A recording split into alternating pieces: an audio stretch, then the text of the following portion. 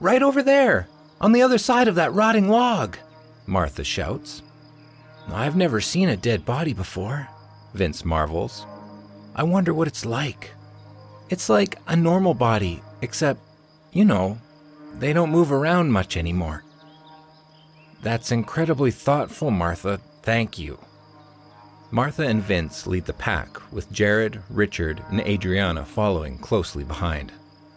They have traveled through the woods, across a river, taken 2 wrong turns, and gotten entirely lost once, all to be here now. As evidenced by their position in order, Martha and Vince are excited, Jared and Adriana are apprehensive, and Richard couldn't care less. What does it look like? Adriana hesitates to ask. A body, like a normal man, only dead. Hurry! Martha shouts, picking up the pace. The 5 prepubescents approach the fallen tree which hides the fallen man. Who's going first? The bashful Jared asks. You are, dork. Adriana shoves Jared from behind as he lurches forward and gathers himself. Leave him alone, Adriana. I'm going first, duh, Vince asserts. Who voted you the boss? Martha questions. It's my dead body. I found him, which means I'm going first. Exactly. You've already seen him. Move, I'm going first. Vince bumps Martha out of the way and leapfrogs over the top of the massive trunk. The other 4 children nervously await an assessment. Well? Adriana asks, bored. Whoa! Vince lets loose from the other side of the log. Martha leaps on the log to peek, followed by Jared, Richard, and finally Adriana. A middle-aged man is slumped over with his back against the tree, backpack laid beside him. See? Told you. Doesn't look like anything, Martha pipes up. Oh, shut up, Martha. You couldn't wait to get here, Vince retorts. The man stirs, raising his head to adjust his hat. Who's there? 4 of the kids gasp and drop down to the ground, cowering away from the stranger. Only Jared is unfazed. Are you okay, mister? He asks, swinging his leg over to drop next to the man, while his 4 friends eavesdrop from the other side of the log. I'm doing just fine. Was out here on a hike and bumped my noggin, so I stopped to take a nap. I'm feeling better and should be on my way now. Let me help you up at least, sir. All right, if you insist, the man says over the sound of twigs crunching beneath his boot as he digs in to stand. A second of silence precedes a loud crash and a thud against the log, causing Martha, Vince, Richard, and Adriana to leap in fright. Guys, Jared tails off from the other side of the log. I think he's dead. Vince hops over first to prove his courage after hiding before. Holy crap, he is dead! He was dead already, Martha adds as she joins them. How could he be dead if he was just walking? Richard asks, jumping over with Adriana. He was alive, and now he's dead, Jared shouts, pale in the face. Wait a minute, Adriana asserts. How could a dead guy even be talking in the first place? He wasn't dead! Didn't you hear him say he hit his head? Martha, Vince, Richard, and Adriana shake their heads, no. All we could hear was a muffled voice, a man's voice, so we know it wasn't you, Jared. No offense, Vince adds. Jared stares at them, exasperated. So he woke up when you landed next to him, then suddenly died? Richard questions. Yeah, well, sorta. He started talking to me, but as I was helping him to his feet, he went limp and heavy. Then I dropped him against the tree trunk. Relax, Jared. It was probably just a delayed reaction from him hitting his head earlier, Martha assesses. Yeah, or maybe he hit his head again when you let him go and died then, Adriana says. Jared sweats anxiously. What's that mark on your arm, Jared? Is that where the man grabbed you? Vince asks. Looks painful, Martha comments. Jared inspects the wound on the top side of his wrist. A darkened handprint resembling something between a bad bruise and frostbite is etched into his skin and burnt along the outline. He has never noticed it before, but suddenly it feels incredibly cold and scorching at the same time. Gross, Adriana mutters. Did he grab you that hard? Vince asks. No, I don't think so. He grabbed my hand, not my wrist. And this is a left-hand print. He would have grabbed my right hand with his right hand? You tell us, Martha snarks. But Richard only stares, eyes wide and aghast. He has the mark. Everyone back away now! Don't be an idiot. What mark? It's clearly a handprint, Vince argues. Jared carries the cold mark of death. I read about it in a book one time. Just trust me. But how, Richard? That doesn't make any sense, Martha says. There are many ways to get the mark, but we absolutely cannot touch him. Freak. Adriana winces, standing closest to Jared. Oh, scary bruise. Careful, everybody. If you touch it, you might turn into a toad. Vince dashes over facetiously and slaps his left hand down on the mark. The air escapes him. His eyes nearly burst forth from his head as he falls flat on his back and stiff as a board. The four friends stare breathlessly. You're stupid. Get up, Martha chastises. Vince remains petrified, face contorted. Adriana laughs at his expression, breaking the tension.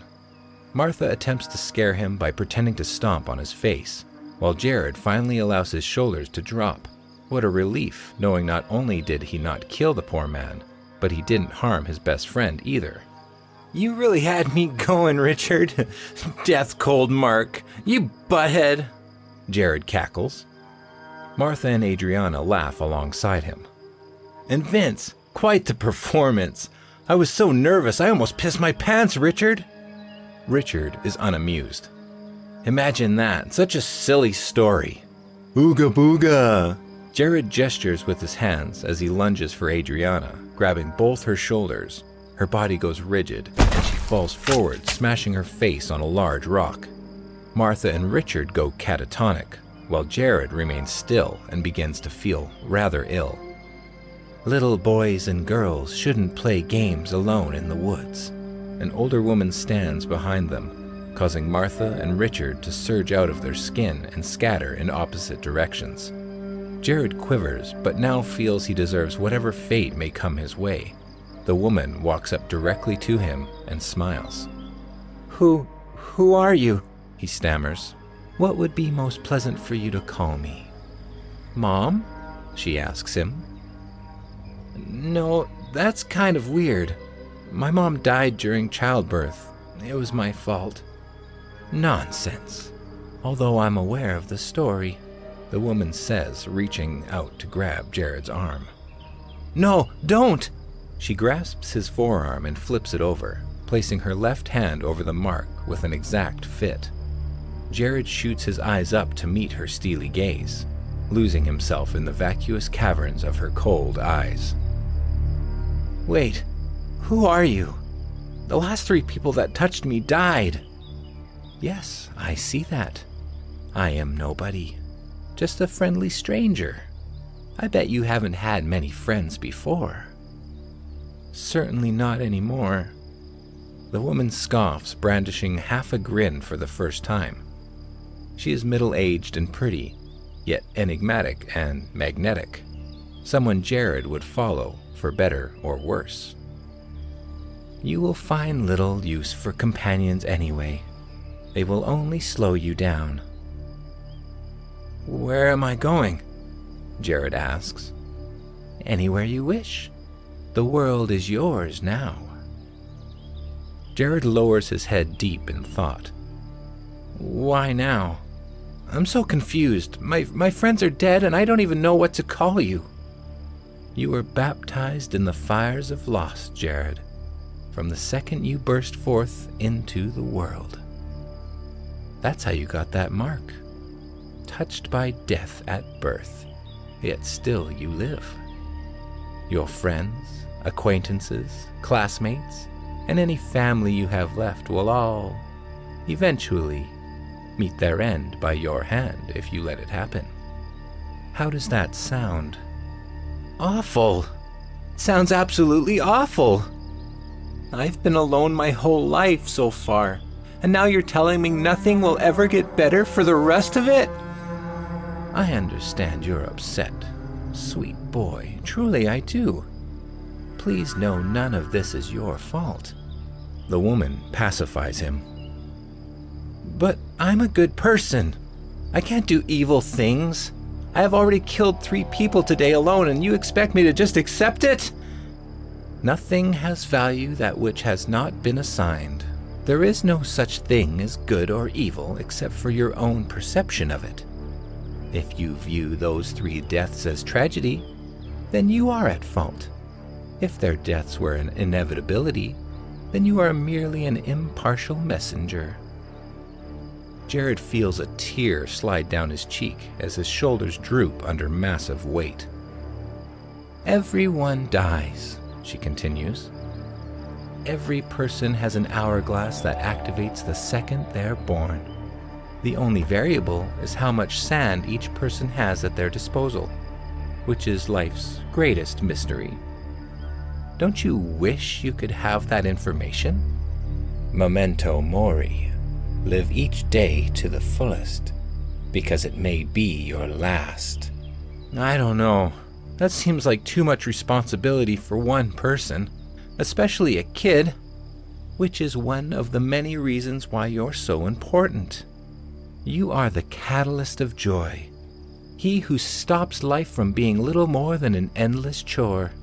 They know you're coming at some point, but the mystery brings excitement. Life wouldn't be fun if it never stopped, I guess. Wait, me? Jared shouts. Yes, you. Why? You faced death today for the first time since receiving your mark. Even though the man you found turned out to be alive, it was his supposed demise to awaken your dormant destiny, which is also how I found you. That handprint is deeper than skin, Jared. The woman says, running her fingers over the mark again. What other choice do you really have? None, I guess. What do you need from me? Compliance. And if I don't? No offense, lady, but what else do I have to lose that you can use against me? Her gaze sharpens as a layer of frost cascades through the trees surrounding them. The forest transforms from a traditional brown and green landscape to that of a glacial light blue and white. Sounds of cracking ice circle them as Jared's position is swallowed up by hopeless Arctic atmosphere, which should be chilling him to the bone. Vince and Adriana creak behind him, standing over each shoulder and whispering in Jared's ears. Endless nightmares, Jared. Death everywhere you look. Every plant, animal, and person you speak to shall perish. Cold. You will peer at yourself in the mirror and see only decay. The deeper and softer voices enter each ear and combine within his head to create torrential discomfort. Comply, Jared, or this will be your eternity. We guarantee it. Jared is frozen in fear and unable to move. A large hand firmly grasps the back of his neck and jerks him around to face his enemies. It is the nameless man who should be slumped over dead against the log, now standing tall between Jared's fallen friends.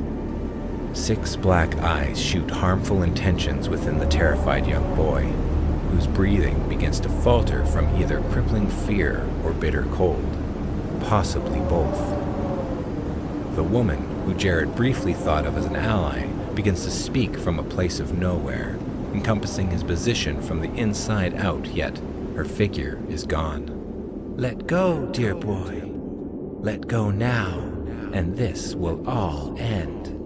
No more suffering for you, if only you allow me in. The 3 corpses speak her words through decrepit mouths, obsidian eyes staring forward blankly. You told me I would already be surrounded by this for the rest of my life. Is this not what death is? Jared screams at nothing in particular. Do you want to see death? Or be it? You can either drink from the well as you wish, or you can be pushed into it to drown. Comply. Won't I get used to this suffering after enough time? The pestilence of a foolish young boy. Her voice booms, knocking frost from the dying leaves. Footsteps resound in the forest, shaking the ground underneath Jared's feet. Shadows emerge from the trees in all directions and form a tight perimeter around Jared, Vince, Adriana, and the nameless man. Everyone Jared has ever known slowly steps closer. His school teachers, classmates, friends, and family, all deceased and pushing forward. They begin to whisper the horrors of how they met their ends in a dissonant storm of voices while trudging closer. Jared's mother walks closest and stares down at him, shaking her head in disappointment. He drops to his knees, trembling. Make it go away! All of it!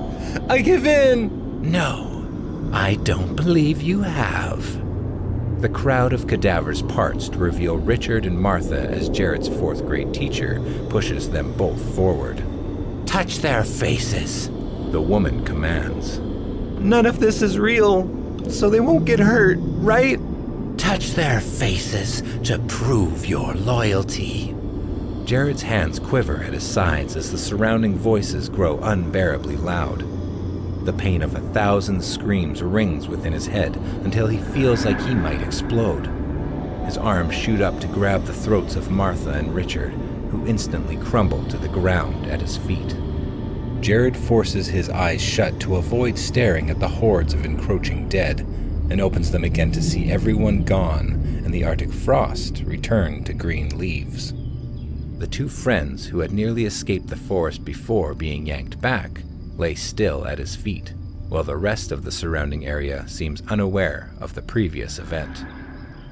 The woman approaches Jared from behind and rests her hands on his tight shoulders. Please don't test me again, Jared. Life can always get worse, and it is never wise to call that bluff, or you might find yourself quite comfortable beside me. Look at them. Jared feels the ground dissolve beneath him as the woman forces him within inches of Martha's face. Look, she continues. Look into their faces and get comfortable with what you've done. This is all I need from you. Then you will be free. The comparatively lush forest jolts back into the Arctic tundra of enveloping dead. The woman's face devolves into a devilish pit of bottomless blackness, pushing forward toward Jared.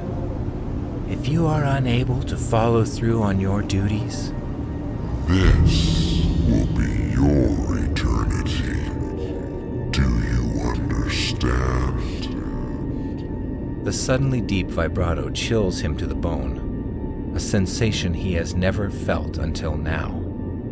No! Take it away! Make it stop! Clammy hands grasp at his arms and legs, pulling him downward beneath the surface. The woman smiles, and it all disappears once again. Good. Very good, Jared. We all have choices, but sometimes that choice is more of an imposed illusion than our actual free will. The boy weeps, both for himself and also thinking of the pain he will inflict upon others to be free from this living nightmare. You do not trust me yet, although you will learn to. You're not a bad person, sweet child. Nor am I. Believe it or not, you will be asked to give passage to both saints and sinners. Some you feel good about taking, and others that will haunt your mind for eons to come. That is not your choice. I suggest you get used to following directions without emotional attachment. Your first task is near. The woman warns him. How will I know what to do? You will know. She grabs his hand and turns it over. The pain in your arm will be unbearable at first, until you learn to heed the internal whispers. That is to ensure you don't fail. I must go now. You're on your own. Wait! What if I need help? Jared clamors. Look around you.